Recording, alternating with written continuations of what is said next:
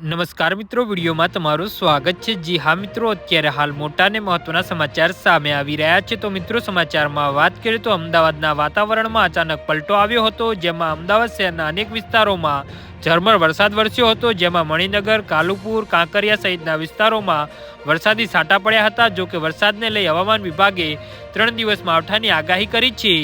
જી હા મિત્રો, અત્યારે હાલ મોટા સમાચાર સામે આવી રહ્યા છે।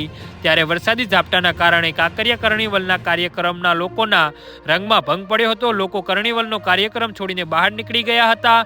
કાંકરિયા કર્ણિવલનો કાર્યક્રમ થોડી વાર માટે બંધ કરી દેવો પડ્યો હતો। 3 દિવસ રાજ્યમાં ગાજવીજ સાથે કમોસમી વરસાદનો રાઉન્ડની આગાહી વ્યક્ત કરી હતી। ઉત્તર પશ્ચિમ મધ્યપ્રદેશ અને સર્જાયેલી સાયક્લોનિક સર્ક્યુલેશન સિસ્ટમ અને વેસ્ટર્ન ડિસ્ટર્બન્સના કારણે ભર શિયાળે અષાઢના હેંધાણ હવામાન વિભાગે વ્યક્ત કર્યા છે।